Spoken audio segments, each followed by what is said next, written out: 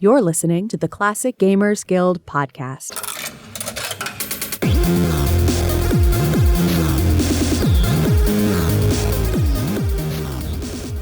Hello and welcome to the Classic Gamers Guild podcast. I am your host, Anna. I am here with Paul, and today we are going to talk about something that I'm sure all of you would be super excited to hear about, and that is general chit-chat about the last couple of games we've played.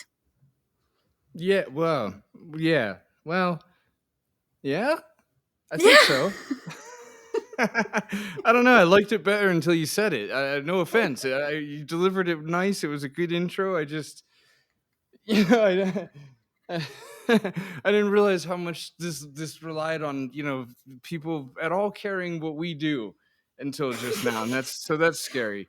But Well, yeah. Go ahead. You go first. One of us recovered. That's what I've done. We're here. We've played games recently, and we were going to talk about something else, but we aren't. So I thought, well, Paul thought something that might be easy to talk about would be things we had done recently, and up until we started recording it, I'm pretty sure I thought that was true. Yeah.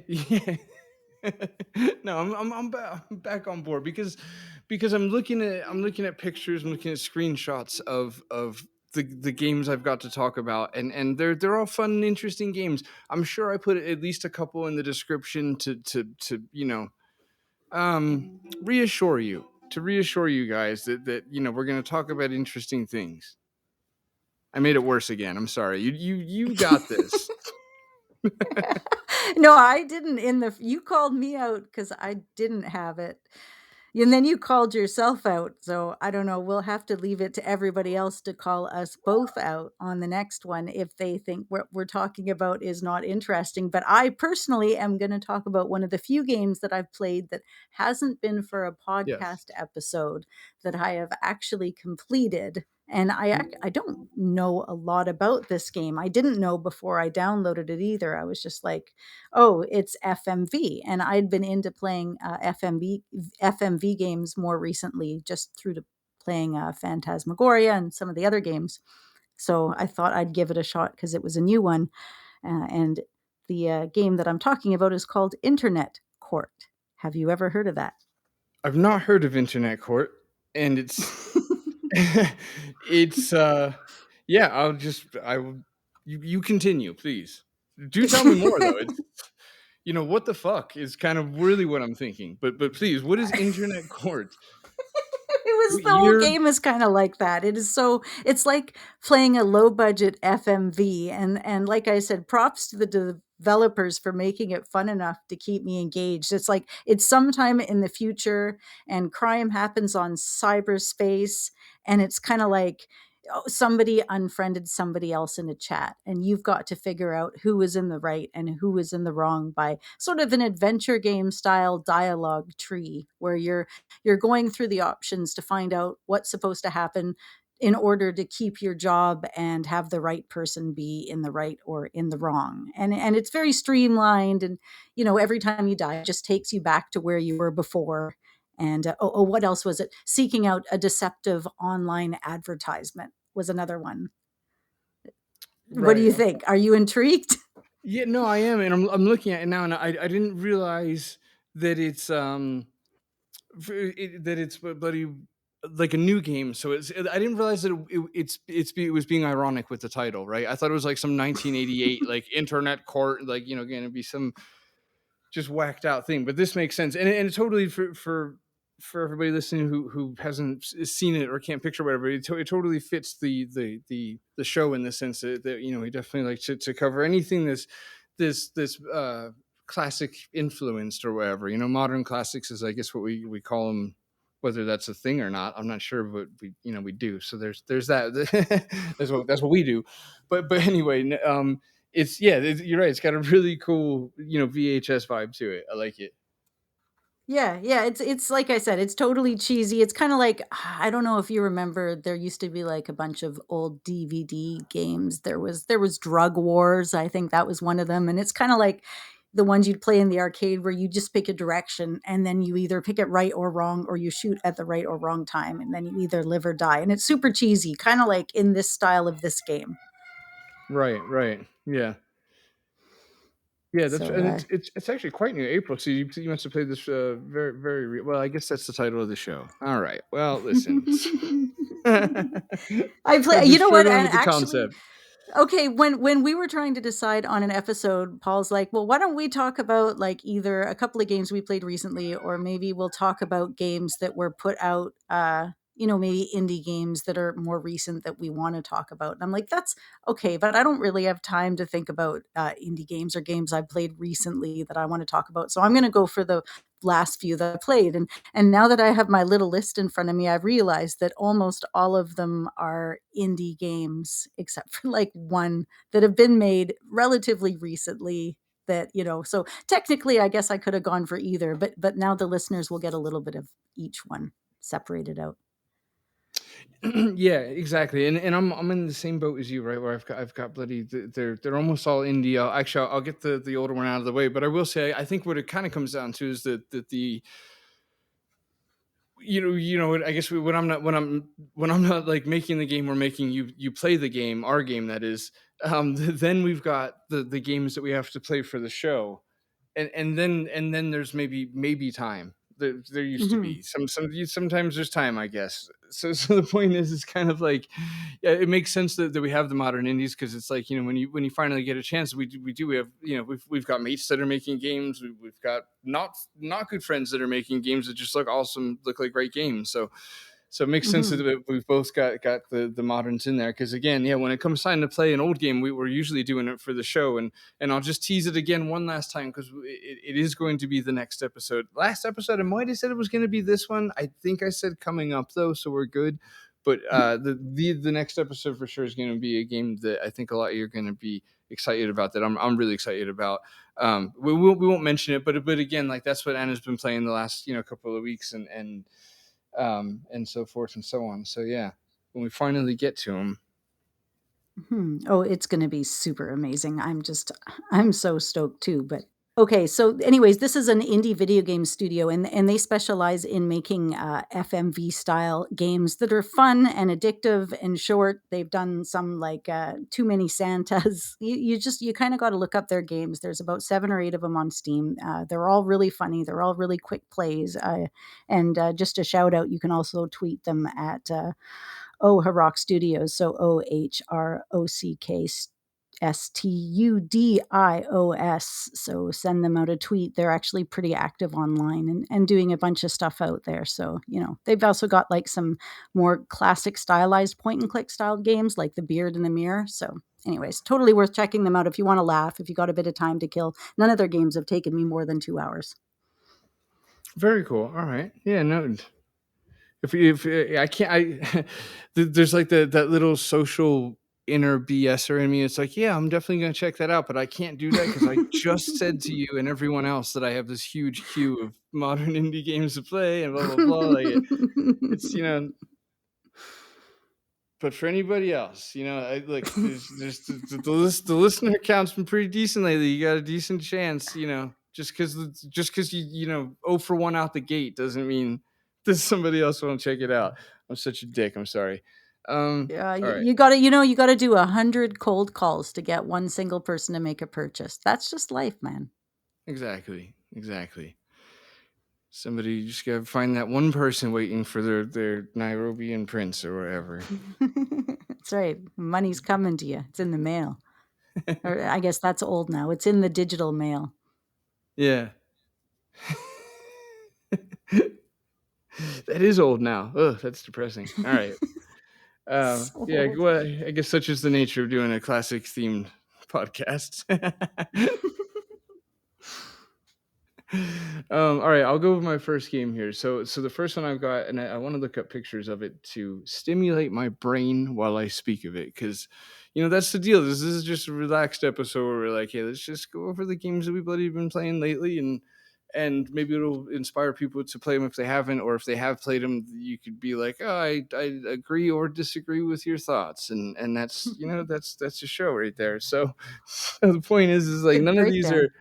Right, where was that in the beginning? All right, I'm on board. I'm here now, guys. So, so with that being said, but this isn't like when we sat down and researched the games again and did the playthroughs and did the things we'll do when we focus on a specific game. For example, this is more just talk about the time we had. And honestly, I think that the more organic approach to it hopefully should come to the fore, because if we do or do not remember X amount about certain games, that might tell you without us even saying it how much we really liked them.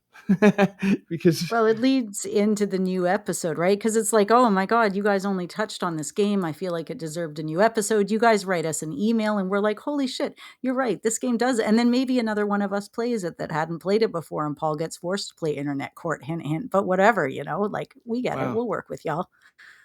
Yeah, now that was pretty subtle, but I'm picking up if I'm reading the room.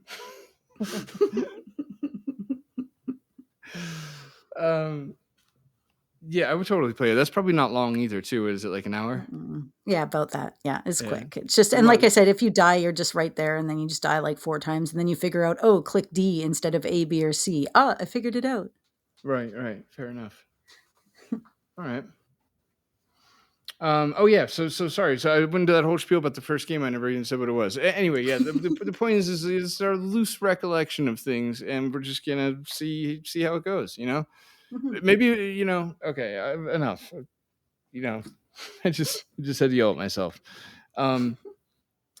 Sorry, everybody. I just got really close to the mic. That was probably loud, and I doubt I did editing things to fix it. So I apologize. First game for me is not no, 100% not. Oh, guess what? I'm gonna do a thing right now to make up for it, though. Okay, so I'm looking at the clock here. All right, so we're at 22. So bloody, I've got a sound effect. Not long ago, I was going through. Okay, it was long ago. It was like 2 years ago. I was going through the Space Quest 6 resources, and I don't know why at the time. Doesn't matter. And so, long story short, I found a bunch of audio clips, and some of which were of Gary Owen saying stuff that didn't make it into the game. Right? I'm sure. I guarantee you, I found my way to these because of Trolls. So a huge thanks to Trolls, Space Quest Historian, etc. Just because even if that one was me and it wasn't him, still a huge thanks, because I've done so many awesome nerdy things because of him. Like, speaking of Space Quest 6, he's like, hey, when you launch it in DOS, just do minus O, and it always launches the game, because I don't know, for me, like 8 out of 10 times Space Quest 6 will give you this weird 0.999 error. You know what? This is really nerdy, but I guess actually I don't have to stop myself, because that is the audience. All right, That's what we're here for. Yeah. Okay. Cool. All right. Very cool. Anyway, Trolls is awesome. So it was just a moment to show him some of it turned out to be. I didn't mean it going in. Have I said the fucking game that I played yet that I wanted to talk about? The poor audience. I've been really just stringing this along for a long time. It's Dolores. It's Dolores. All right, everybody. Okay, Dolores. Okay. The Thimbleweed Park mini adventure. I'm so sorry. I hate when people do that, and I've done it to you guys. Yeah, it's a good game. It's a mini adventure, so it's a mini game. And okay, sorry, my concentration dropped for a second because Anna got crazy quiet, and I was like, ah, shit, do we lose her? And then because that's weird when you're not sure if the person's there. But anyway, so if you played Thimbleweed Park, definitely play this game, and if you didn't, do not play this game. So it's pretty simple in that regard, because if you haven't played it, just you have to play Thimbleweed Park first. Period. It's a little what you call it, like when a sitcom gets a shitty spinoff. Oh wait, this isn't shitty though. I just meant that because like the spinoffs are usually shitty. It really isn't. This is a fun little side quest where you're just Dolores, and it's fun. It's not difficult. There was like 1 or 2 moments that stumped me at the last two I don't know if it's days, like just 2 goes or whatever of how it's set up. And anyway, the point is, if you play Thimbleweed Park, you'll really like it. It's fun, and I think it took me. That would actually be kind of useful information, wouldn't it? Well, here's a rough estimate. It took me 45 minutes, I think, to play it. Oh, super quick then. Yeah, nice little Yeah, maybe just a little more than a lunch break sort of thing. I mean, I would find it Mhm. just extremely hectic to try and cram playing a game into a lunch break. Does anybody really do that? Right? Because that's kind of a saying I've heard at least a few times. Oh yeah, On yeah. a tablet, you do like, oh, I bet this is on a tablet because the first one I played it on the tablet from the Play Store. I'm going to Right. verify it before I get people all excited, but if it is, I can go ahead and down. Or you know what? If you haven't played it, just go listen to the podcast episode about it. Right? That's pretty close to playing the first one, isn't it? Yeah, you mean the first one like Thimbleweed? Yeah, yeah. Because you're Yeah, saying yeah. people should play the first one before getting this. I'm like, oh, you could technically. Oh, it's not on mobile. I totally lied. But yeah, you can just listen It to the is. podcast episode. They talk pretty thoroughly about the game. Not me. I wasn't in that episode. This is pre me. But Rick, who isn't here, but Paul, who is here now, those two did a very thorough talk about it. Yeah, and I will say too, as far as back catalog, it's buried, it's hidden in the episode about breaking the fourth wall because the Right. episode really wasn't supposed to be about Thimbleweed Park. It just turned into it because Rick and I have opposing opinions to a degree on Mhm. that on the fourth wall thing, and that's kind of we kind of just duke that out for a little bit, and obviously. Any fan of Ron Gilbert knows that there's at least a touch of that Mhm. in his games. So yeah. Anyways, if you like Timothy Park, you'll just definitely like it. Like it was a really fun little. I don't think it's been officially confirmed that Gilbert's working on a sequel, but I feel like it's been one of those things that's like all but confirmed. Like it's getting closer to being like a for sure known fact if it's not already. Is my point? If Mhm. it I don't I'm not positive if it is a known fact thing. I'd like to know. That would be just exciting just to be able to like, sleep a little tiny better in some weird nerdy way. But the point is like I'm pretty sure that they're making a sequel, which I really do hope for.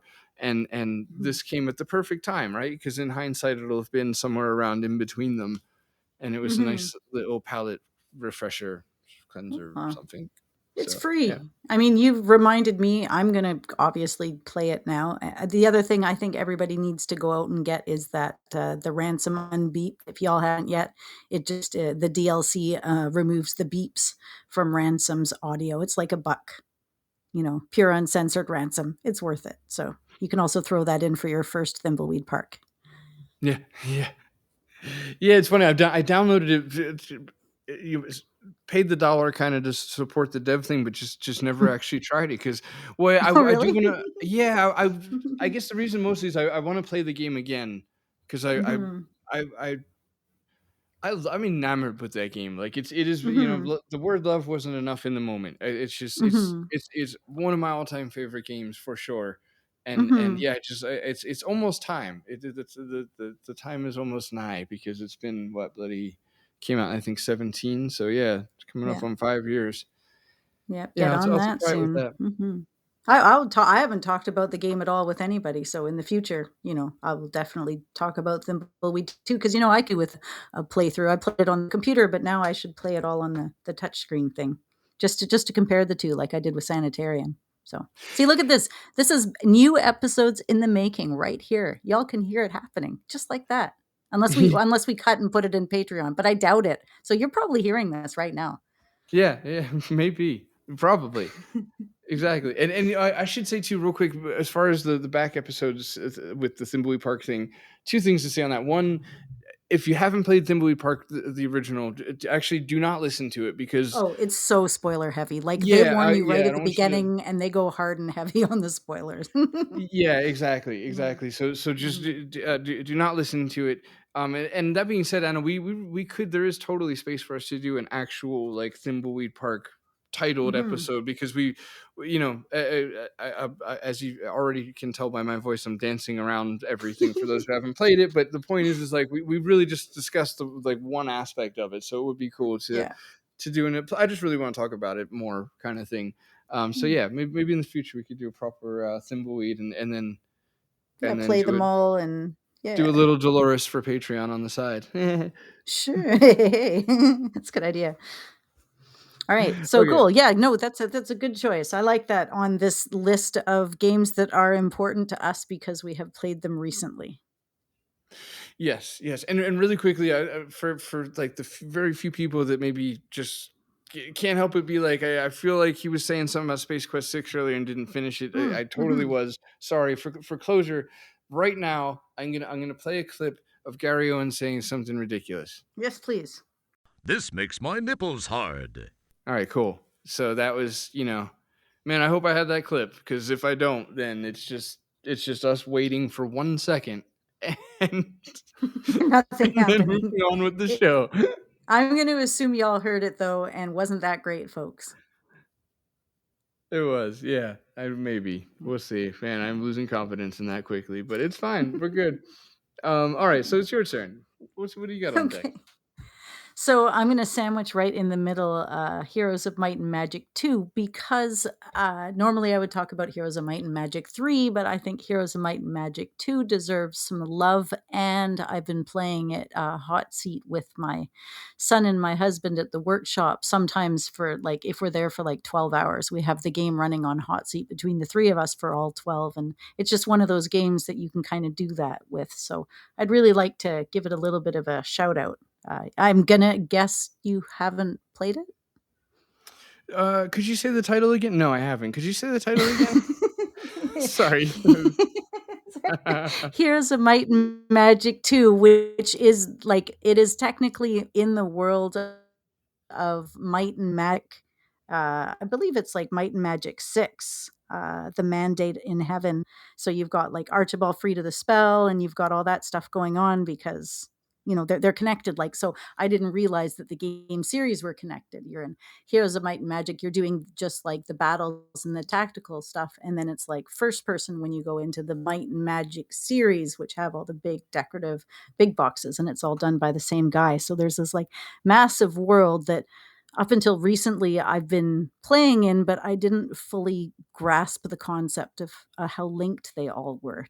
Is that like, does that make any sense to somebody who doesn't know the games? Probably not. So, okay, Heroes of Might and Magic it's just a turn-based strategy game where you're moving around on a map and you're collecting treasures and you're managing your castle and your troops, and then you have your heroes and they can ride off and do battles and go off on the boat, and eventually you just want to conquer everybody else on the map, essentially, unless you're on a specific quest. So that's the gist of that game. Number 2 is like old school, so it's very pretty graphics, very like what would you call it, 16-bit kind of like EGA kind of style. It's very, very pretty.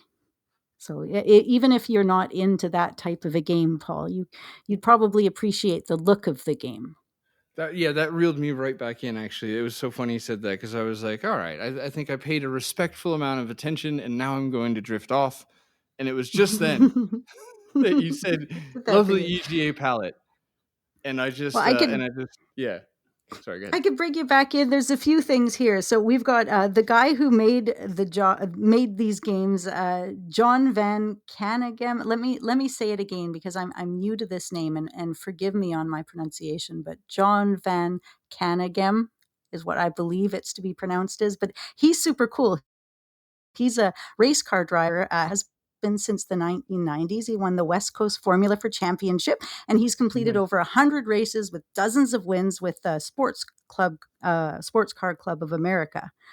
He's been inducted into the Computer Gaming World Hall of Fame in 2004 for strategy and role playing, and he's just a super interesting guy all around. I got sucked into kind of all of that side of things when I was researching for this episode. I wouldn't have known any of those things about him, so kind of That's cool. really cool. Yeah, that is really cool. And it's not a patronizing or just like, let's go along with it. Yeah, like, I mean, he was a race car driver. That's just very obviously actually cool. It is. And okay, isn't this the dream, to have a hot seat game that waits for you, that you can play with your family, right? This is a family game. You're going into battles, you're strategizing. And what's great is you can kind of like plan as a family how to take out everybody else if you want. And then you can take each other out. Or, as my son found out a couple of days ago, you can work really hard to take out your father and trick him and be dishonest and kick him out of the game in the first half hour. And then for the next 6 hours, you're stuck playing only with your mom. So, Oh.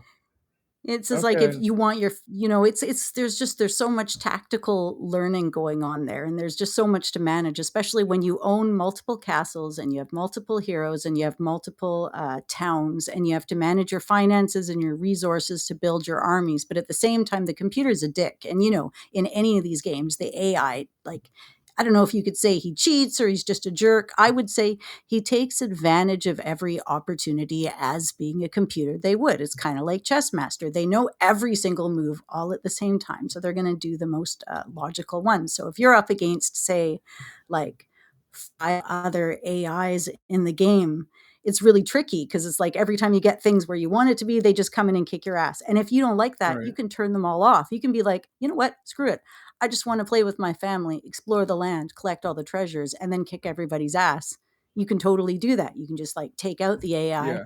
just play with your people and do your thing, and then make your map any size you want. So, like, honestly, it can amuse the heck out of you for a long time. And not that I'm trying to convince you, Paul, to play it, but you out there in the general world, it's really great. If you don't want to do a racing game or something else hot seat, or something where not everybody has to actively play at the same time, and you don't feel like playing Civilization or Panzer General, Heroes of Might and Magic 2 is a slightly simplified version of Heroes of Might and Magic 3. You don't have any underground, it's more a matter of in 2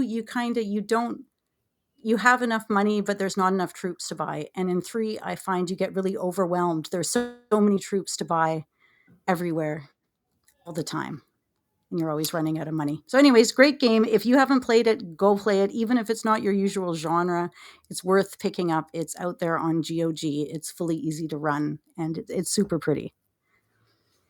Yeah, it's even if it's not my style of game or whatever, I do like the idea of like it sounds like a game that caters to definitely to my style or my family's kind of style, etc. Where it's like a game that allows you to just play it by ear. Mm-hmm. Like, hey, Mm-hmm. if you guys want to do this, together, if you just want to run off and do that part, like it's kind of cool that it's got the option to unless I'm understanding it incorrectly, but the option to like Mm-mm. just tag in and out and kind of approach you, Yep. play the game how you feel like playing it in that moment. Yeah, exactly. Like I said, and it's not going to go anywhere when you're not doing anything with it. So if your cat knocks over the orange juice onto the keyboard and you got to put it away, nothing's going to happen while you're drawing off the keyboard. It's just going to literally sit there and wait for you. And I respect a game that'll do that. You don't have Yeah, to pause it. You don't have to do anything. And you can save it wherever you want. You're going to go into a battle. You don't nice. know what's going to happen. Fucking save your game, dude, and then restore when they kick your ass. Like, that's the Right. beauty of a game like that. Yeah, Classic. yeah, I like things like that do help keep me engaged for sure. I'm not, as Mhm. I'm sure a lot of the audience can kind of feel this where it's like when you're getting older, you lose patience for the grind. You really do. It's For like, come on, sure. man, just go easy on me. But you Revolution's a get young man's game. that exciting feeling where I'm like, my turn's over. Fuck, I can't make any more moves. I have to give my turn to somebody else. And I'm like thinking in my head what I'm going to do. Like Yeah, when I'm not doing my turn, when I'm like sanding something, I'm like, oh man, I'm going to go and I'm going to take that freaking army. And I'm so close to being able to buy a boat. And I'm so excited to feel that kind of engagement within myself now. It's like, it's really hard to find that in video games as a 40-something-year-old right, sometimes. right, right. Yeah, no, that's fair. All right, that's pretty cool. All right. So yeah, that's it. Your turn. Cool. Well, good job. You made a non-adventure game sound interesting. Oh, I was gonna add to that it the of course, I'm sorry that I'm gonna do this. Honestly, I'm sorry to everybody. But the adventure game equivalent, oh boy.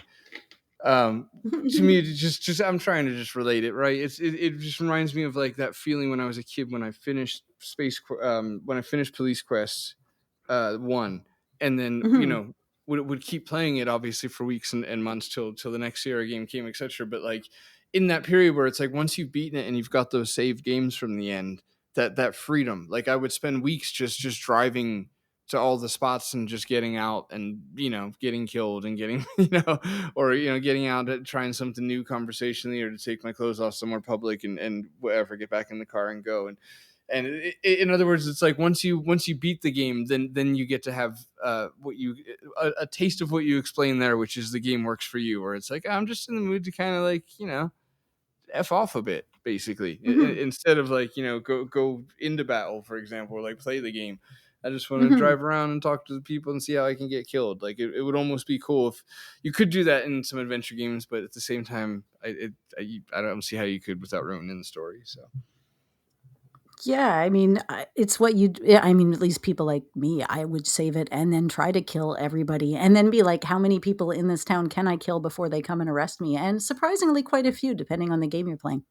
yeah. There's the little Grand Theft Auto player in all of us Yeah, comes out there eventually. It's is. like, how many of you motherfuckers can I take on? Oh, is that too far? Is that the line curse word wise? Shit. Oh, I never thought about that. Is there a line? I don't know. I don't know. I don't know. It suited the Well, phrasing. I would say if you didn't call attention to it, it would have slid right through. yeah, that's a really good point. Well, listen, if that was the line, get a hold of us on Twitter. Bloody. Tell us to cross the line more often. I don't know, like, Yeah, exactly. whatever. But however you feel on it, Easy. we'll tally up the 0 to 3 tweets on the subject, and whoever wins that will respect. I mean, we'll respect everybody, but the wishes, the how we proceed with dropping MF bombs. No, I'm really I'm not. We're not trying to do that. I just yeah. Well, anyway, could you draw any more attention to it? Actually, That's is okay. a I've good been listening to question. Ice-T all day, so I've been, lots of F-bombs around. I And mean, we've Brad, gone back to his origins, like 83. Anyway, go ahead. no, I shouldn't go ahead. Actually, thank you though. I'm there for you. I appreciate it. All right. So my next game is Virtua Verse, um, Nice. which is Very. probably the most beautiful game of the last maybe several years. It's good God, is it a good looking game all the way through, no corners cut. Like it is just Mhm. as somebody who's trying to do pixel art and making a game. When I played this, I was not seething with envy, but but a healthy amount of jealous of how talented the artists are in this game. Um, Yeah, the color yeah, combinations, holy shit. I mean, wow.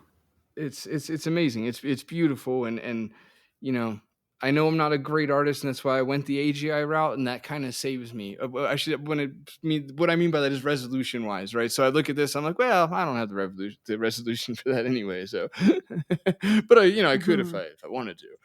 I couldn't. Did you play this game? Yeah, I played it. I played a little bit of it, or at least the demo of it before it came out. We did it for a ladies' night in the Classic Gamers Guild, and I was blown away by the effects, the rain, the lighting, the amount That's of the name of this detail in every podcast. single.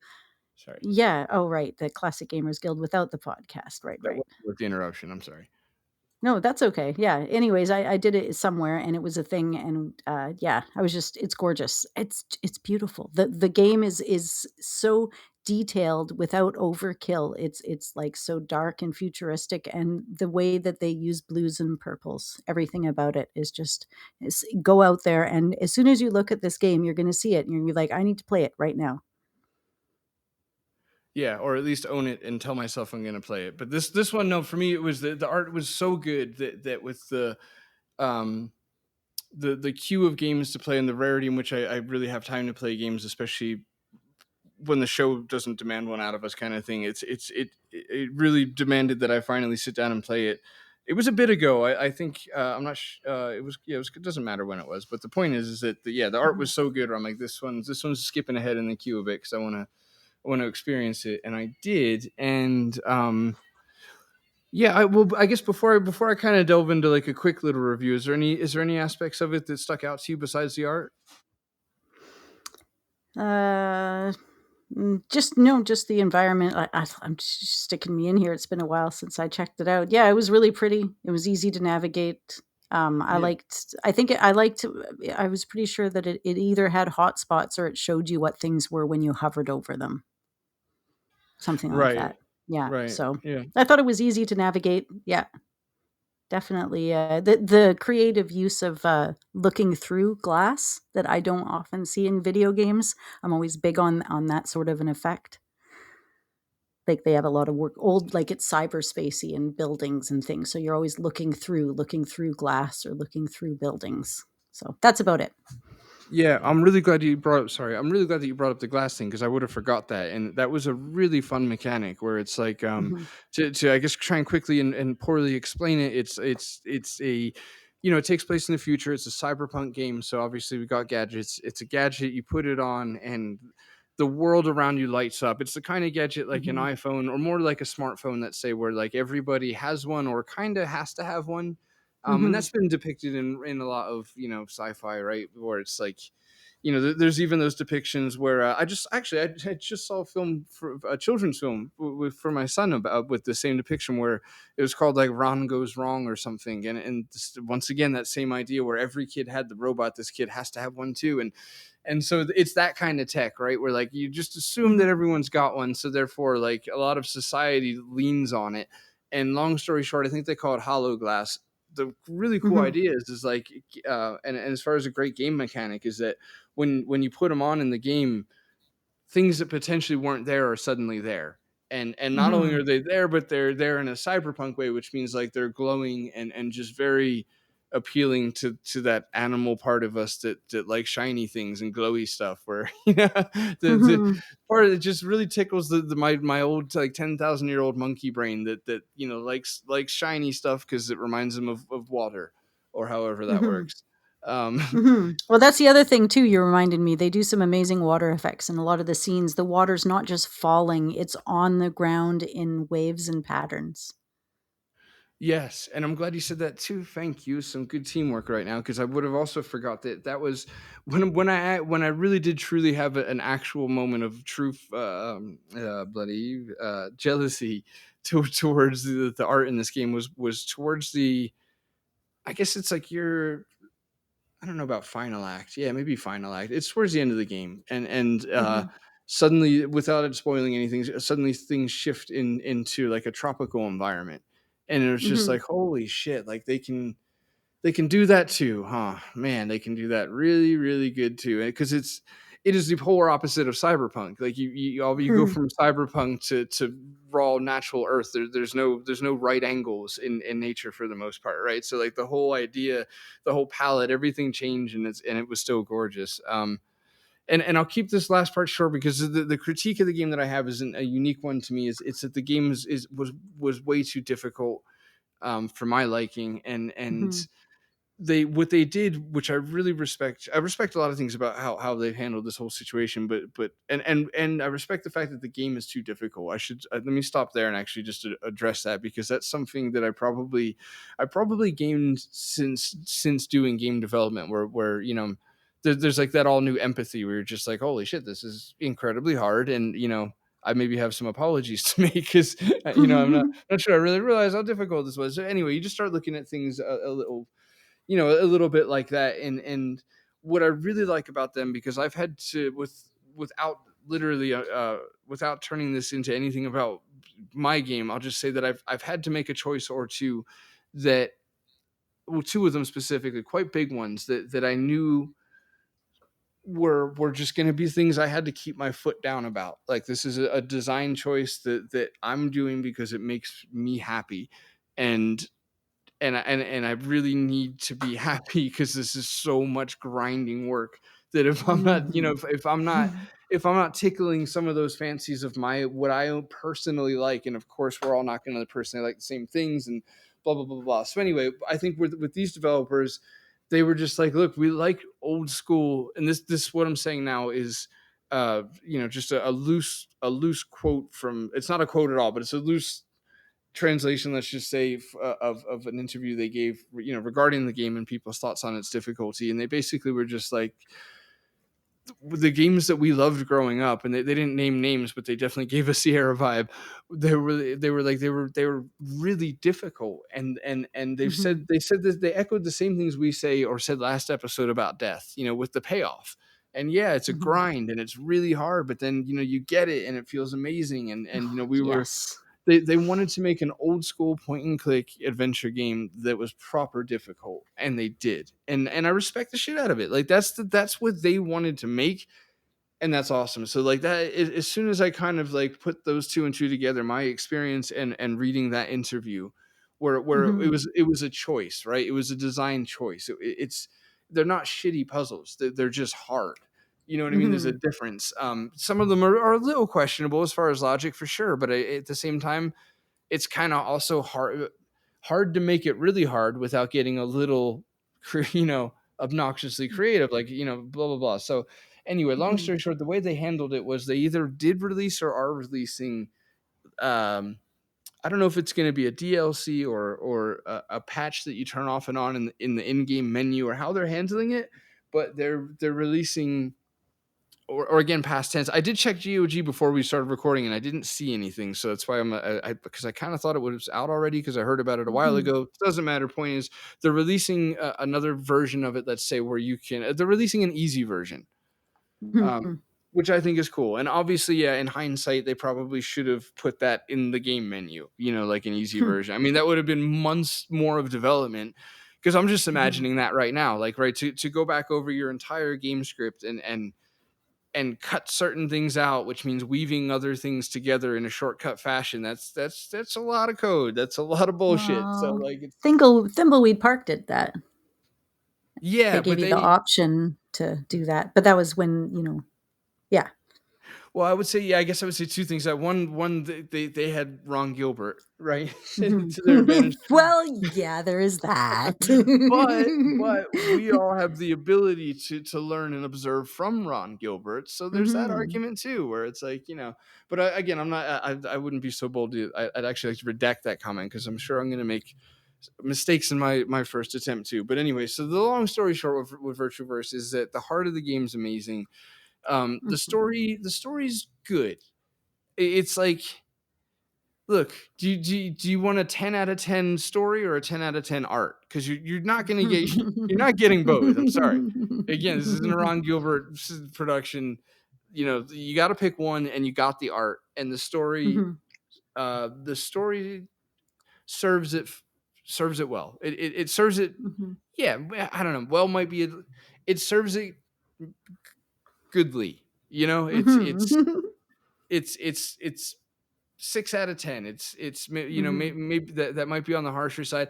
I guess I'm struggling with the bloody real my own emotions or analysis. I'm sorry to say on the game because the puzzles do muddy the story up because like they each and every one of them takes a while.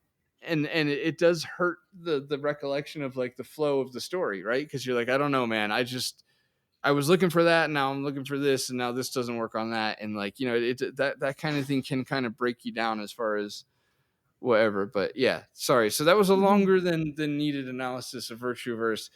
I think it's a good game, and I think if you're down, if you know what you're getting into, like I wish I read that interview first because it's like, okay, Mhm. now it's like once you've learned and understood that Roberta Williams um liked her games hard, like that's how Mhm. she likes it. Like it changes things a bit. It's like, okay, that's part of the design then. Cool. It's not, just this careless or sloppy or whatever. And knowing that going in too puts you in the right mindset. Like, okay, we're in hard mode. This is, Mhm. you had a few games in your library and you picked the one on hard mode because obviously that's what you're in the mood for.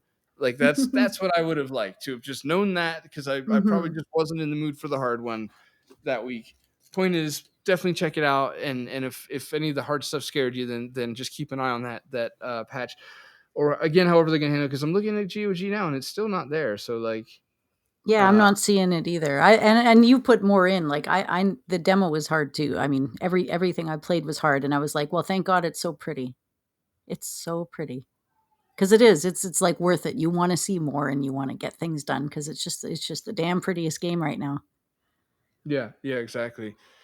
Yeah, it is. All right, so I've talked enough. Okay. While you start your next one, I'm actually gonna fire it up Mhm. on Galaxy and see if it's in the menu.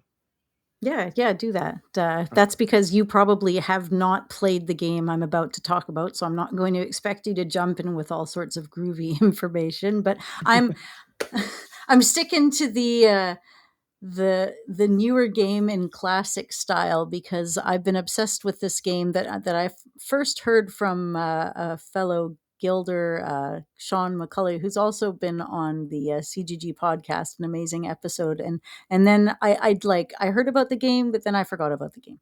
And then my son, who is around 21, he came up and he's like, "Oh, have you heard about this game?" I'm like, "Oh man, I think somebody said this before." So the game's called Hypnospace Outlaw. Have you ever heard of that one? Hypnospace Outlaw. You might have to Google it on Steam to understand what I'm Yeah. talking Okay. about. Yeah. No, because I can't fake my way through that one. Like, oh, it sounds familiar. It does not. Yeah, so okay, this is done by a company called No More Robots Limited. It's a I British like it. video game publisher, and this is based in the late 1990s Netscape kind of internet world. And you are hired on as far as the story goes at the beginning, and kind of you learn more about who you are and what your job is as the game unfolds. But they're essentially saying, here you are, you're out on the internet. This is the internet as it is. And the internet in this game is massive. It's literally like all of the internet, but made up just for this game. It's freaking brilliant. And you go in and you have to solve, like, they're putting out ads that shouldn't be there, or people are using copyrighted material. And you, as the sleuth, you have like a window of places you're supposed to go to. You go through and you report on all of the, say, copyright infringement or whatever it is that, the stolen content, to your Hypnospace Outlaw bosses. And then if you can flag enough content, you can have somebody's maybe site taken down. So that's what you're doing. You're the internet police, and you're out there and you're censoring it, but it's all in the 1990s. And I don't know if you're seeing a picture of this yet, but it's beautiful. Yeah, I'm really liking the whole vibe of this entire thing. I definitely sincerely encourage any listeners, bloody not driving, to check it out on Steam. Hypnospace Outlaw is pretty crazy. And you can earn credits or money through this fake 1990s internet and take it back to your desktop and download, say, like a virtual gerbil for your desktop, or like old school music programs, or, like you're actually, so that's your real world. Your real world where you live when you're not enforcing is your desktop. And so the other cool thing that's happening is everything that's happening in this game is when everybody's asleep.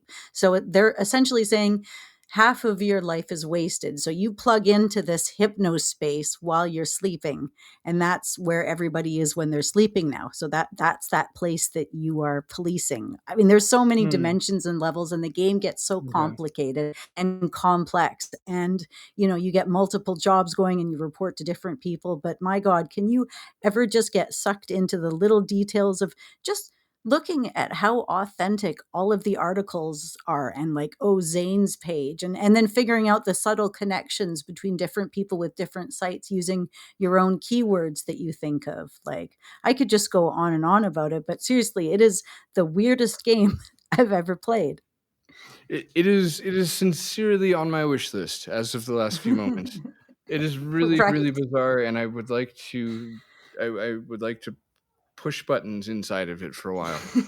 Yeah, it just takes me back. I want to see ICQ, and and the emotion. Like, people get mad, you block some of their stuff, or you like X out some of their copyright pictures, and they'll update their website and be like, apparently I'm not allowed to show this off to people. Like, they're responding to you. It's all like, I don't know. It's just wild. So that's my last choice. Go out and play it. It's got great reviews. It came out in like 2019. It's a couple of bucks. I don't know what it is, but go get it.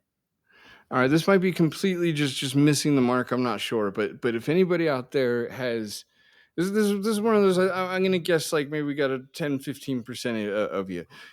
Just age wise, I feel like the stars will align. There was a book when we were younger, and it was called Bart Simpson's Guide to Life. Yeah, I got that one. Bam, 1 for 1. Nice out the Yeah, I gate. Okay, collect right. those. Yeah, It was you're in. green You're in. with a blue spine kind of thing, and the contents of that book remind me of this game. Mm-hmm. Which may sound Totally. ridiculous, but it's just, yeah. Wow, thank you, right? Because it's just Yeah. I should add, it's the reason I'm enamored too. Is as a kid, I love that book. I carried that with me for just too long.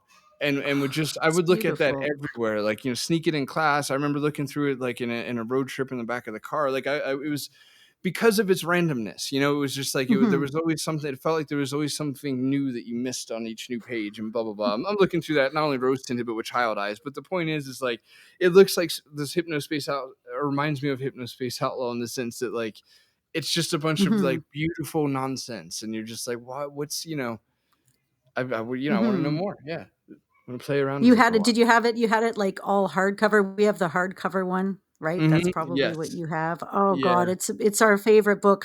I'm obsessed with, old Simpsons paraphernalia as well as books or even the more modern comic books, so we've got an embarrassing amount of these things. Oh, that's awesome. See, that worked out nice. And to those listening, this isn't like the late night show. This isn't Mm-mm. like Conan, like where we talk about the things so that when the show comes on, like, oh, you too? No way. Um, No, totally unplanned, man. I just got lucky. Mhm. If the No, show had I an could see that. official, sorry, go ahead, No, if the show had an official statistician, then they would probably say that's actually the first time that's ever landed in several tries. Yeah. Yeah, I agree with you. Yeah, it's kinda like that. It reminds me of too, if you go back in time, there's these books called the Wacky Word Books. I don't know, they're, like, old, and each page has, like, a description. It's kinda like a different version of the Richard Scarry books. Anyways, and they're funny and they're wacky, and they've got funny little hidden things on every single page, kind of in the same style. So, yeah, I see what you mean with the Guide for Life being like Hypnospace. So, now everybody has a few assignments. You have to get the Guide for Life by The Simpsons, and then you also need to go and play Hypnospace Outlaw. So, good, good. It's nice to have homework, folks. Yeah, yeah, exactly. Yeah, especially when it's revolving around tomfoolery and nonsense. I love it. Uh, all right, so I've got maybe too many more, so I'm just gonna have to because you said you're done, right? That was the last one you had. Oh, I mean, I have others, but we were trying to, stick to 3. So I've given you 3. I could keep Right. going for 6 Okay. hours, dude. This is gaming, right? Right. So That's completely fair. All right. Good point. Okay. All right. I'll just pick a favorite. Let's see. Let's see. Oh, quick honorable mention. Right is it's not even really honorable. I guess it's just a mention. Is Space Quest 4? But this was a cool moment mhm. for me because I got I did some questionable parenting moves to get here, but I got to play it with I got to play it with my son on Thanksgiving. Space Hmm. Quest 4. Aw. And it was awesome. We played the entire thing. Did the CD version to because I had this moment the other day, and I'll keep this sort of brief, or maybe I won't, but you know what I mean. All right, so I don't know what you mean. You just contradicted yourself. Um, I, I I've played a few games with him, but they were kind of mostly Lucas. So like we played Day of the Tentacle, we played Sam and Max together. We played Loom together, and then on the Sierra side, all we've really got is he played half of Mother Goose, which is longer than I wanted to be playing it with him, so I'll give him credit for that. And then we played bloody Echo Quest and Willy Beamish. My point is that the Sierra is actually kind of a little short on the talkie version. The combination of talkie plus kid friendly, they fall short compared to Lucas, because with Lucas, like, all their titles work for any age. It may me except for maybe like their first 3 games, right? But after that, it's like, they work for like any age, so it's cool. All right, anyway, Thanksgiving we played Space Quest 4. It was awesome, and the dodgy parenting, which I can say because it's not that dodgy, because if it was legit dodgy, obviously I wouldn't be telling you guys. um would be the that he was just whining me to death, like, why are we doing this, because, like, he didn't want to do that. Now, granted, it was dark out, and he did what he wanted to do all day, and it was just like, look, after like the 16th why, I was like, because it's Thanksgiving and we play adventure, daddy and you play adventure games together on Thanksgiving, I decided. Aw. And I did, I did slip in the I decided, as if to indicate starting right now, but I also recognize he probably didn't catch that, and it did kind of sound like this is what we always did. So I might have gaslit him by accident. I don't know. Point is that that's what we do now, starting this year. and it was Oh, fun. that's a sweet memory. He'll be like, apparently my dad decided when I was a kid that we played adventure games every single Thanksgiving, and here we are doing it again in Thanksgiving 1945. So that's adorable. Right, his memory of it will be a lot more clear than I give it credit for. He'll be like, "Yeah, he didn't know that I knew it wasn't a thing, but one year he just he made it a thing, and I went along with it." That's what family dinners are made of, you know. And then you'll be Yeah, telling stories about how he clicked on the wrong thing to his girlfriend and he kept dying, and you guys will laugh and laugh. yeah, exactly. Or It was whatever. it was really fun. I will say, Space Quest 4 with the voices is a great choice for kids. There's Hmm. it was Hmm. he really liked it when he was all done. He said something adorable like that was so much fun playing adventure games with you or something I'll Aw. bloody never forget. So yeah, that was adorable. But all right, so Mhm. when I said honorable mention earlier, that was because it wasn't honorable. It was just the only retro mention that I like actually classic. Mhm. Um, which at this point in the show, if the listeners are feeling misled or manipulated, I apologize. It is a classic Gamers Guild podcast, but Anna had an old one for you earlier with just a really long name: Heroes of Mights and Magic. Yeah, yeah, Heroes of Might and Magic 2. Yes, two, the second one, and Yeah. it's EGA. Well, yeah, Yeah. I think it looks like it is. I hope it is. Yeah. All right. So anyway, we had some classic ones. What else I got? Because the rest of mine are modern adventures. All right, I do want to cover. We'll go Snail Trek. Quick mention to that. That was another one I actually played with my son. Mhm. Um, Oh, yeah, good call. right. There's four of them. It's Phil Fortier's game. That's a tough name when you say four of them Mhm. first. Four of them first. Phil Fortier's game. Phil's just the greatest. I love Phil. Mhm. He's awesome, talented person, and just a really good person. And he's the one who made SCI Companion. And he's working. He also did not Void Quest. That's bloody Aviv. Cosmic Void. He did. What did he? He's working on Cascadia Quest. Which is really exciting. But what did he do before that? It was a short one Mhm. um, before bloody before Snail Trek even. God, I just purposely got Let's see. downloaded the Mac version of it. Snail Track. I don't know what else he did. Mhm. I'm not sure if Phil listens to this, but I imagine how enraging it would be if you I'll have do. to look. Listening I to only know two now. buffoons trying to spit out the name of a game that you know right now. You Um, have to what you have to say to get everybody into Snail Track. If you're like, "Oh my god, you're on the fence. I don't know if I want to play a game about snails." All you have to say is these two words right here, text parser. Oh yeah, baby. It's real. oh yeah. If you like Sierra games, you can't look at a screenshot of this without immediately Mhm. just salivating. It's got that Space Quest 2 kind of palette vibe right off the bat that hits you. It's just Mhm. and it was so much fun. Like I have zero Mhm. critiques about this game. I had so much fun, and it was. Sorry, I didn't mean for the segment to turn into being sappy about the parent stuff, but this one also was like a bonding thing with my son. But we just had the best time. We spent like 4.5 hours or such. It doesn't take that long, by the way, if you don't have a 5-year-old playing with you. Otherwise, they are as short as advertised. But we just spent the Yeah, like and they one. streamlined the text parsing and stuff too. So. Yeah, Phil's and I'm 99% sure Phil has hand coded all that kind of stuff because it's Mhm. if I'm not even I might be mistaken further to think that Snail Trek was almost working out things for Cascadia Quest in the same actually vein Mhm. that Dolores is I believe just kind of I listened to it. There's a great podcast, the Thimbleweed Park podcast. If you're not familiar with it, go check it out. There was a finite amount of them, right?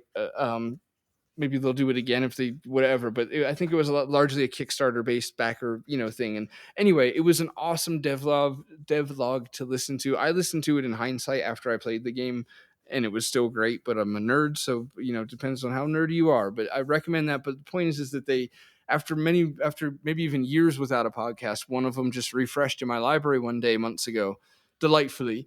And it was a quick bonus episode on the Dolores thing. So I listened to it. My memory's foggy on it, but I'm pretty sure that Gilbert, and I think it was David Fox with him, basically was like, he wrote a new engine for the new Thimbleweed Park. I think he omitted again that it was officially for the new Thimbleweed Park, but again, that's all fuzzy and I'm not sure. Doesn't matter. Point is like Ron is making yet another new engine again, and it'll be great and etc. because it's his.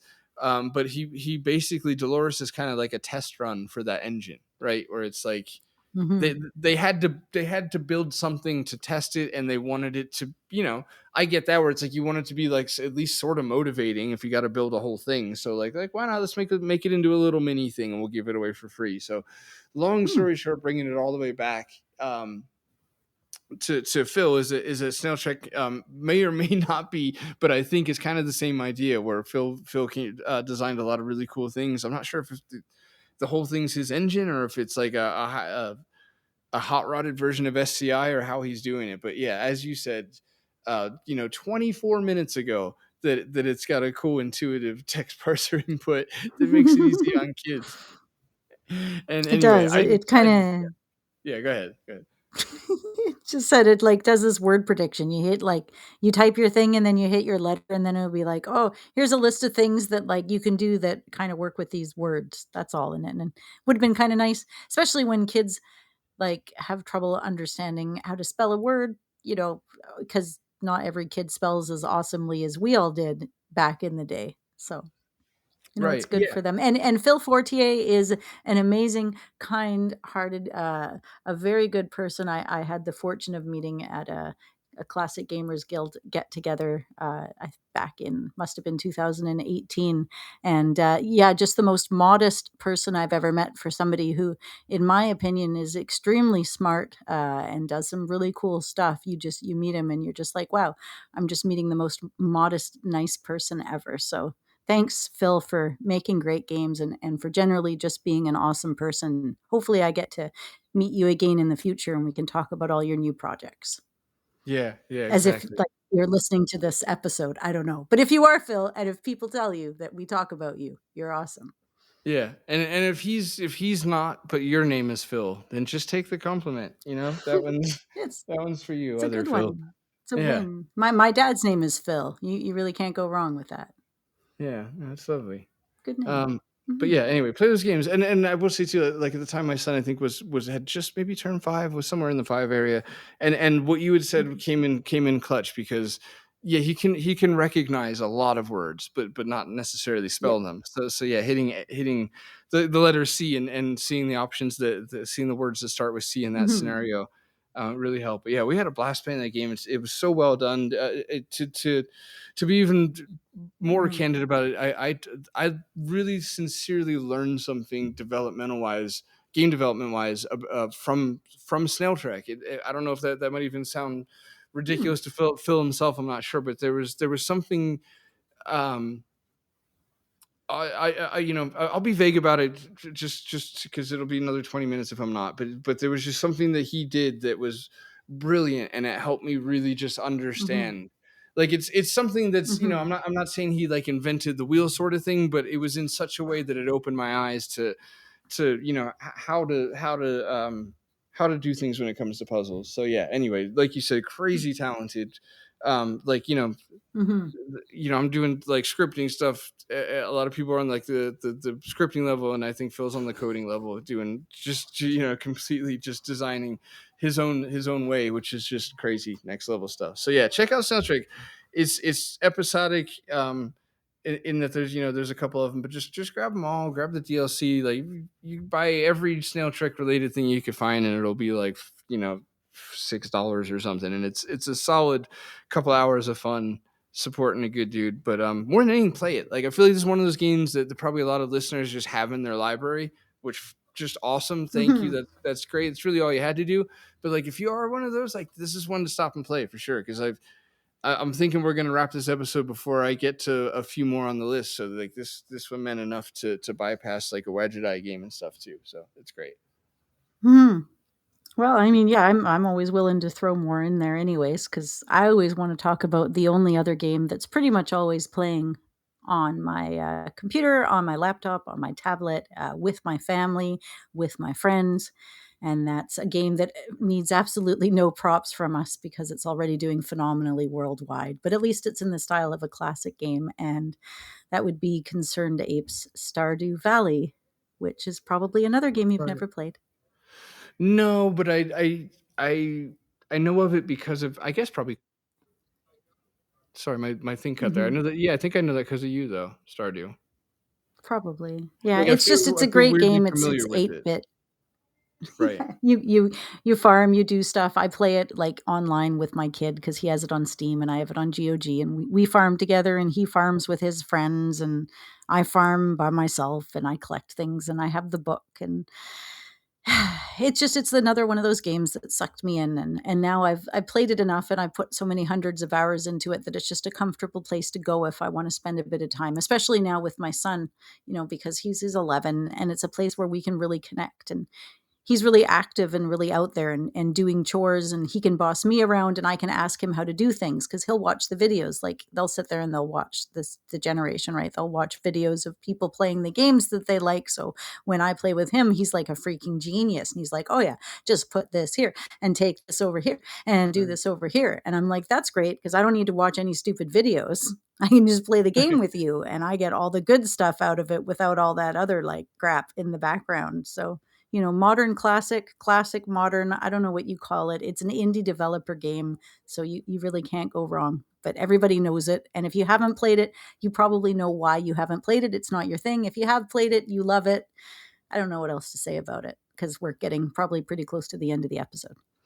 Yeah, well, it's funny. You just made me think too. The modern classic moniker really, at this point, it's, I think it's, at least speaking for our show, it's becoming more of a, instead of modern classic or in the style of etc. It's really just indie, because I don't know where to draw the line anymore. If you think about it, if you want to get a classic plate for your classic vehicle, the vehicle has to be I believe 25 years old, right? It's 20 or 25, right? And I'm sure it varies depending on your country, but give or take, to the point, if that's a give or take gauge for when something can be labeled classic, right? 20, 25 years, then we've entered polygons in 3D, which means once the 3D's on the table, like, you can't really differentiate in the style of anymore, because Stardew is 8-bit, like you said, is pixel art, so there's always that. But like, now there's going to be classics that are 3D too. It's kind of crazy.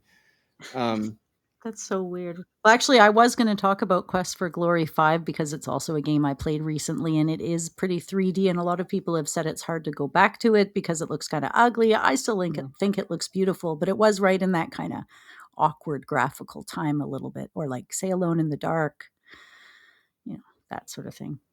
Well, But yeah, they're totally amazing, classics, like, of in the course. dark, right? Yeah, it does. Okay, yeah. I've been seeing it in a while. I just want to make sure. Hasn't changed. So do you have another one? You want to bring up something else so bad? I know it. What is it? No, it's okay, because I do have like I do have two, maybe what, three more, but I think I'll just save them. We'll let them happen bloody some other time, because it's Good for you. yeah, it's good enough. And I will say, I teased a widget I wanted, and I don't want to get into it because I think we'd like to do an episode on it one day. And it was unavowed. I haven't had a chance to play Strangeland yet. I really want to, but Me too. I haven't yet. So yeah, exactly. But unavowed, that was a great game too. Yeah,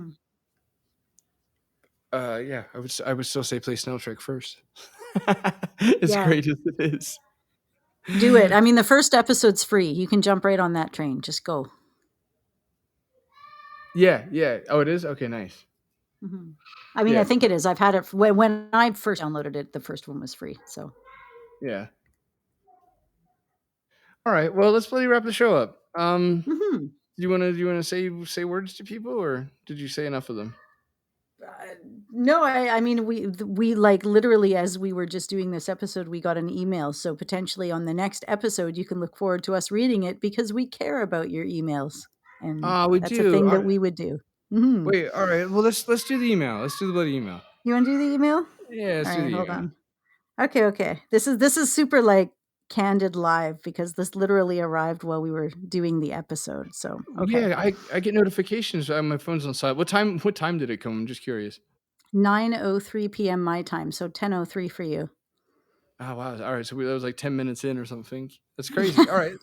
All right. Well, there's homework in this. So I will read it, but it doesn't necessarily mean you'll. Okay, well, we'll see what happens. I won't predict it. Okay, this is from John Otter at 9:03 p.m. Pacific time. So hi, John Otter. Thanks for writing into the podcast. Yeah, hi Hey, John. Anna and Familiar Paul. name too. It John's written is. before. Yeah, hey mate. I think he has. Yeah, he's a regular writer. So thank you for being somebody who's written us potentially even more than once. I hope we do your messages service. Keep giving out compliments. It certainly helps getting them read on air live time. So yeah, hi Anna and Paul. Hey, that's us. Okay, good start. I like this. I like this letter. Love the show. Great. Okay, and have really enjoyed the Let's just best of stop there. specials you've been doing. Yeah, this is good. This is good. All right, thanks, John. You take care, mate. Yeah. So two things.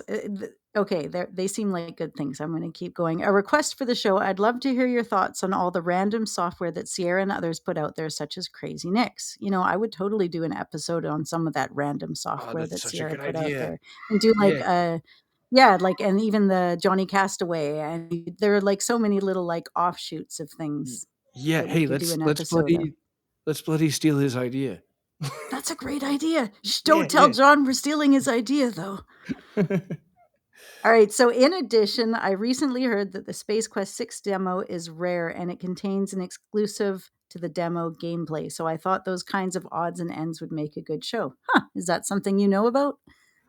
Yes, and I can add to that bloody fire and say that in addition to Space Quest 6, Freddy Farkas is also in the same regard, where there is Ooh. yeah, there's gameplay in the Freddy Farkas demo as well. That's if I'm understanding John correctly, which I think so, because he put it quite simply to understand, right? Where there's dialogue. There's things that you can actually Mhm. experience just in the demo and not in the game, which is Ooh. cool. Yeah, and for Yeah. any time and period for that to be a thing, that's cool.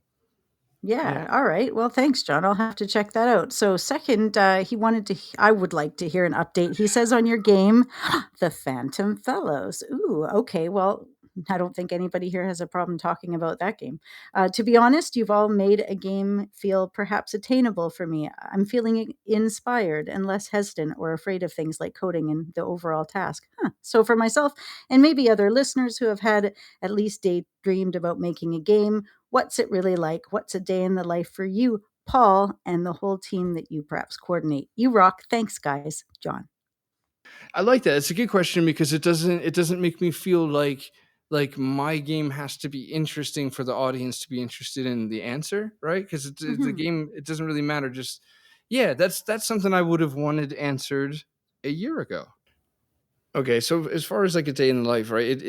It changes obviously a lot with the variables such as like is the person just coding or just art or blah blah blah. So in my case, it's all the things, and so that kind of varies because I don't like to mix art with coding because it makes me feel uncomfortable and weird. It's I don't know if it's just because like art is just like super on the left brain and coding is maybe not super on the right, but definitely much more on the right than the art.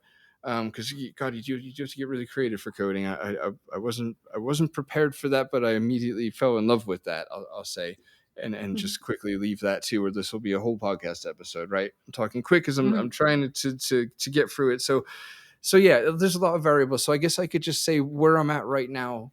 I'll just capture that like in a yeah Mhm. in a little timestamp. So yeah, I'll wake up in the morning and I've got a checklist of a play test because right now I'm play testing the absolute just dog shit out of one of the days in the game that as I prepare to wrap it up. And so what I'm doing right now is like I'm just about to hand the game off to Anna. Um, I'm just a few weeks away from that, probably two ish. I'm so Um, excited. I'm so excited.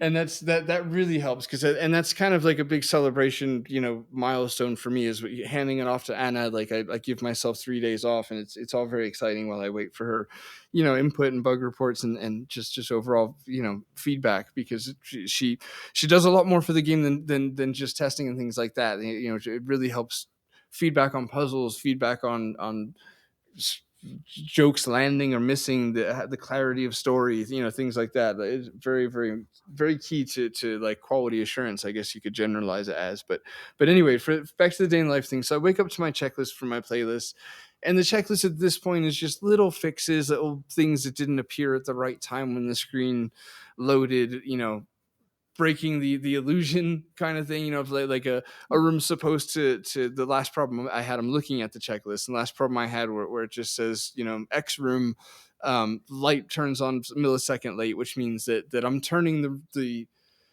I've got a variable set that's called lights on, right? I said it's a Mhm. true or false when the player, hits the switch on the wall, let's say.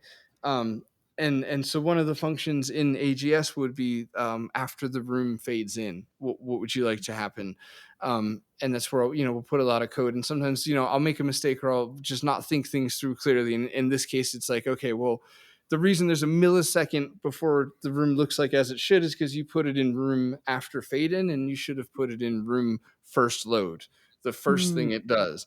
And so it's just, again, I'm not going to put you guys through that at all, because I know that most of the audience doesn't want to hear it. But just for John, or somebody that's kind of like, yeah, but like, give me, like, I feel like when people give you a day in the life of, it's never just quite behind the doorsy enough. Like, I really, Mhm. I want to get a little dirtier than that. I really want to know, like, what is it actually like?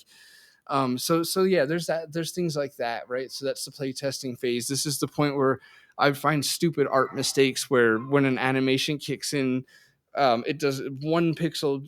This is a literal problem right now, where I have a record player with cobwebs, and a single pixel, is different in the animation than how it is in the room, which is a Mhm. problem. It's a pain in the dick. Mhm. The artist in me is constantly sabotaging the coder in me. I constantly am having to go back, and yeah, it's all that. So anyway, I'll handle that kind of stuff, and then, obviously that gets exhausting. If you play test so many times in a row, you start missing things. So then I'll take breaks.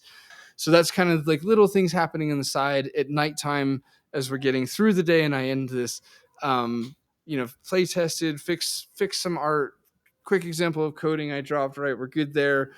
Maybe took a little bit of the day to outline, the next part of the day. In my game, it's a day. In any other game, it could just be the next, planet that Roger went to. It doesn't matter. So there's that. And then I guess at the end of the day, if I have the strength for it, and there's no actual art to do right now, there is a shitload of art to do. I've got to draw, the rest of the game. but Mhm.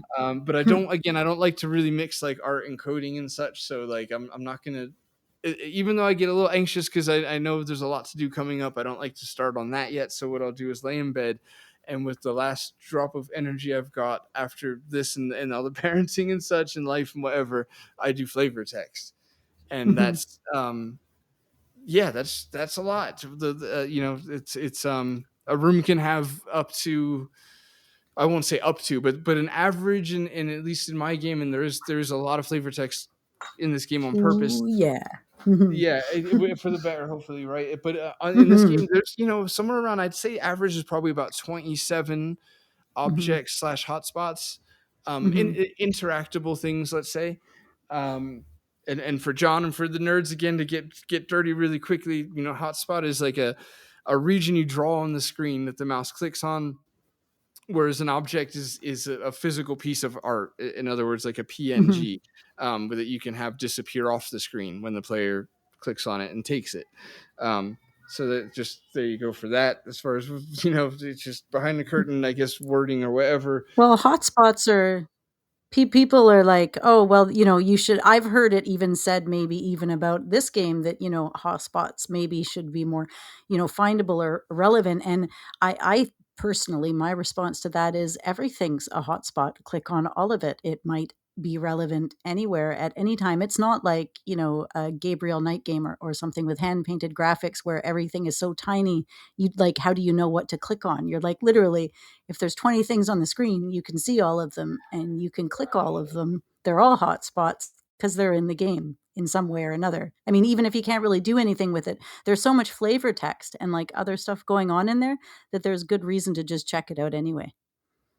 Yeah, exactly. Yeah, I really, I'm an adventure gamer, like at heart, in the sense that like I love being rewarded for exploring, I'm trying to Mhm. give that to the players where you know there's not one damn repetitive line in the game. Well, okay, that's not fair. There are unhandled events, sticking with the behind the curtain thing, right? Where it's like it would be the labor, at least for a super duper tiny indie dev. Mhm. Sorry about that, everybody. The labor would be too intensive to have a reaction for, let's say, every inventory on everything. You know Mhm. what I mean? Like, you Oh just, gosh. what Mhm. I do is, just write down, do everything you could possibly imagine. Like, if you give the player fire, for example, you better be Mhm. prepared to have a response for using the fire on most things, which is it's Yeah. which is it's that's a lot. That is a It's a lot, lot. and that's just one inventory item. Um, and so an inventory is where I personally do kind of draw the line, where it's like, all right, if the player does something with the fire that like I probably would have done, or somebody might think to do because it looks just delightfully burnable, then I'll have a response for it. But otherwise you just can't, because like I said, you've got an average of what, 27-30 hotspots a room, and then you've got Mhm. 12 rooms per day at 8 days. It would be, and then two playable characters that have to have their own unique lines. It's yeah, Mhm. we would accidentally write Shakespeare. It's getting to That's right. infinite monkey. Yeah, it's kind of ridiculous. So And so it's a yeah, banter at that point. Yeah, you're like, because not only do you have to write a line for each person, but like some of the lines are like a banter, like, hey, I'm going to click on this thing. All right, well, now they're each going to say something about the thing, and maybe a supporting character is going to say something about it. And now you have like a whole bunch of things going on just for one thing to click on one thing in one room. exactly. And I've caught myself before, like not even caught myself, but I think I just really try and keep myself aware that, hey, you've got a sidekick who's Hmm. either a ghost or not, depending on which player you are, and like you know Hmm. use that. You've got somebody Hmm. right there like there's so many times where a joke doesn't work because you need a second person to bounce it off of, and it's like, you've got that, Hmm. like you can use that, Hmm. and you can totally ignore that if you want to too, because protagonists talk to themselves in adventure games. We've all accepted that as a society, so I get to let him ignore it too and take either route. So yeah, that's Hmm. an advantage that I've got. But yeah, mate, to John, that's the deal. It's just it's not unlike, I guess, to a degree, somebody who does just any sort of programming, where they wake up and check comments on GitHub and fix what the last guy found that was broken, and etc. Where for me, I just wake up and fix what I myself Hmm. broke a while Exactly. ago, or just didn't What was think that through guy all the thinking way. last night? Jesus, like, come on. Yeah. Like, I just found a huge one. I found a bloody huge one in my game yesterday, where there's, again, just being purposely extremely vague, where one of the two main puzzles for the day, um, kind of at the last second, I just realized could be solved by a blind click this on that thing. Like, I didn't set the one condition where it's just like I guess I can say this much. The condition is like, the character this involves has been met, and I didn't Mhm. check that condition. So it's like, if you've never met the fucking character, you could still trigger his whole thing ending. And I was just like, Oh God, mate, god. like, how did you? It's surprising it actually played. Like, it didn't crash the game or anything. So that was kind of nice. But That's awesome. I should have, I really should have. So, and that's, who knows what other little things like that Anna or other Mhm. playtesters might find as we Mhm. go on. But yeah, so that's the day in the life. Phew. Oh, good. Wow. Busy. I mean, considering I was actually literally going to prep for a week about this email, I think we did pretty good on it, like last minute, and I thought that was kind of fun. Yeah, that was awesome. Yeah, I Mm. figured we had a meant to be vibe showing up at that time. So yeah, thanks Mhm. again, John and Anna, for finding that. And bloody, to John's first point, and Anna, you already kind of covered this, but yeah, I just, not as like a throwaway comment. Like, we really should actually do an episode like that. That's a really good idea. There's a lot of No, weird, seriously. yeah, because you the Crazy Nick's software picks, right? You got the Larbo Mm-hmm. and the Roger and the Kingram and Larry. Yeah, those are all good. And then Mm-hmm. there's like Behind the Developer Shield and the Mm-hmm. something Mm-hmm. guide to whatever county for Space Quest. We'll have to take a look out there for any Lucas things going on. Like, I know the Grim Fandango is slightly off topic, but to a prior topic, I know Grim Fandango's demo is like kind of coveted to a degree, or maybe just hard to find on eBay. But I'm wondering if that demo is also in the same camp as Freddy in Space. We'll have to do some homework, but that could be a cool episode. So thank you, John. We're gonna do that episode, and we'll tell everybody it was sponsored by you, or powered by, ideaed by you. So thanks, mate. All right, let's let everybody go. It's been a lot of minutes. Yes. Okay. All right. So we'll come. Good start. All right. Join the discussion and the community. Follow us on Facebook, where page and the group. You could say hello at Classic Gamers Guild, facebook.com/Classic Gamers Guild. Yeah. Join the group. Say hello. Buddy, just do the thing. Instagram is at CGG Podcast. That was so unspirited. I'm so sorry. You guys deserve better than that. It's just like, who would follow that advice? Like, go fucking do this, I guess. Anyway, still here.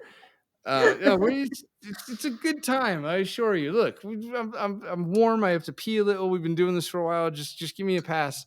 Bloody, check out the page. God damn it, check the page out. Instagram CGG Podcast, Twitter CGG Podcast. That is usually Anna. We do our initials from now on. I'll just do my initial because it's just Anna. I feel bad she always has to do a thing. So say hi to Anna on at CGG Podcast. You can say hi to myself at Phantom Fellows. Thank you so much to all of our Patreons. Really, really appreciate you guys. We've got an episode, not an episode. That is false advertising. We've got 3 minutes. But it's a great 3 minutes. Yeah, we got 3 minutes because we do want to focus that a little bit more. Since we've kind of redirecting the show a little bit, since it's just been the two of us doing things kind of as I'm sure you've all noticed, and we've kind of briefly mentioned off the top, just a little looser, just kind of going a little more laid back or whatever. That should afford us the time to do things like Patreon stuff, because you guys are amazing, and we feel bad that we never really have anything for you. So we do have 3 minutes for you. That's a bloody start. I'm not gonna start promising stuff, and when I listen to this back later, be like, Paul, you bastard. So we'll just stop there. But to our Patrons, thank you so much. To those in our extra special thanks tier, which I know we should change that to something, this week, something jokey, something better than that. It's served its course. It's given us a lot of jokes over the months, but I can't keep doing the same. We need a new name joke for that. But anyway, to those there, Jean-Francois Paget, you're back, mate. I missed you so much. Hi, Bloody, Jean-Francois Paget. It's a beautiful name. I Anna, see. I mean, I please. missed it too. Yeah, I got the name covered. Yeah, please don't do that again. That was. I love it. You're in Canada too. Yeah, you should be able to. Well, anyway, John, we really appreciate you. And if I peer pressured you into doing this from the last episode, I'm really sorry. If you didn't hear the last episode and you just heard that and you're like, oh shit, what does he say? Then I'm sorry. No, I think it was all nice stuff. But I really appreciate seeing you back, man. It was really, really nice of you. I know what a big deal it is for the extra special thanks tier. That's an official chunk of work that you did to earn that once you hit that tier, where it's like, well, all right, hey, that's more than a tip. So I really appreciate you, mate. And to Jay Holmes as well. Love you, mate. Thank you so much for all of your support forever from the beginning. And Anna, is Mark Fillion still on the thing? Because I haven't checked it. I don't even know how to look at our Patreon. Oh shit! So it's on me to be checking it. Great. How did we know about him? I got an email notification. All right. Well, it's sounding like an off-air conversation, but here we are, having it anyway. No, I know there's no other new ones, right? Because I got the notification about Jean in my email. So, Right. but I don't know who leaves. But Mark, it doesn't matter. You're an awesome, we love Mark. I sincerely, Mark is awesome. I had so much fun doing them episodes with him. Chinatown Detective Agency, it looks fucking great. I can't wait to buy it. And it feels good to say that because sometimes you have to say stuff you don't mean as much. And with Mark, it's like, man, that game is straight exciting. And he's a great guy. So check out that game regardless of the special thanks thing. I did want to do just a quick shout out to or I guess kind of in the sort of spirit of the episode of more modern-y games and stuff like that. Just a quick shout out to sorry, a fly just went in my nostril. Shit. God, it was so invasive. I've never felt so violated. I hope it leaves you a bit of money after.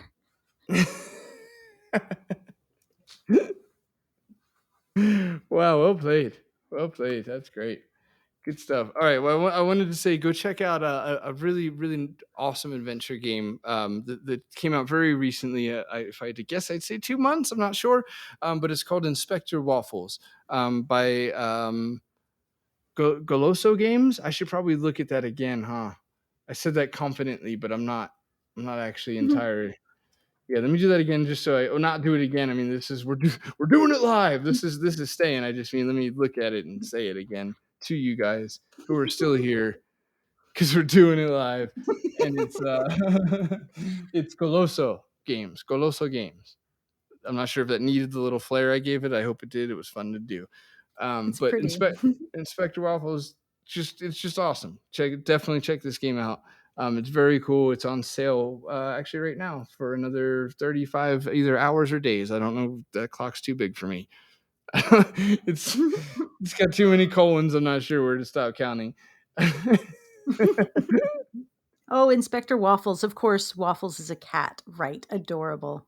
I've seen him around on Twitter and stuff. Yeah, he's active out in the Ghostlow Games out in Twitterverse there. Yeah, really, really, really good people behind that game. Exactly, and it's something I'd like to try and do too. Right, we interact a lot with indie developers on Twitter, so it'd be nice to take a quick time at the end of the episodes to give one or two games a spotlight. And in fact, if you would like your game, give it a quick moment. Honestly, we could do a bit better than we just did for Inspector. If you want us to say something specifically, I guess is what I'm trying to say, then tell us the game. Tell us what you'd like us to say about it. I mean, don't tell us to say that we played it and liked it. That's a dick move. I mean, I'll do it because I just said I would, but please don't make me. It's not cool. You know what I mean? Just a summary. I could read the back of the box to them, if you will. So yeah, check that out. And another game I definitely want to suggest is Corruption Within, because we talked to Aviv and Dave a while back. Just lovely people, and it's it wasn't quite out yet at that time, right? So I just wanted to kind of bring that back up. Yeah. But the other reason I wanted to bring it up too is because Aviv, who was just one of the most delightful, just amazing people in the world. He's been like he was kind of like the first person I feel like just immediately like just had my back when it came to being in this scary world of Twitter, saying, hi, I also have an adventure game, and I brought my 3 followers with me, and one of them's me mom. It's like this big kind of scary world where you look at all these other people that are just it's like, wow, how am I ever going to even be noticed? And he was already established and was just there for me. He's such a bloody good guy. But more than all that, to what you guys will care about is that he's legitimately crazy talented, like annoyingly talented, most beautiful color palettes in pixel art. And he's working on a game called Blood Nova. So I just wanted to give that a quick shout out. If you guys don't mind, just head on over to Blood Nova's Steam page and give it a bloody download. Do it, and then go buy Corruption Within. It's 30% off. It's under $10 no matter which way you look at it, and it's worth it. Great game. Yeah, exactly. So do all those things. And again, we do feel like you guys will like the stuff we're saying. It's I don't want it to come across like those like scummy, like the end of a YouTube video, or just like, oh, like, I don't want MeUndies or whatever. Like it's not about that. It's more just like, yeah, if you like the show, then we have at least this topic in common. So, you might like it, you might not. Doesn't matter. It's time for everybody to go. I'm gonna let you guys let me go. So, Anna, you need to, you know, nope. All right, Nope. fantastic. Well, good stuff. So listen, this this has been us, and you know, you guys, we love you guys. Thank you for listening. My voice just changed to a more serious tone because he's actually wrapping this up. Don't do murder.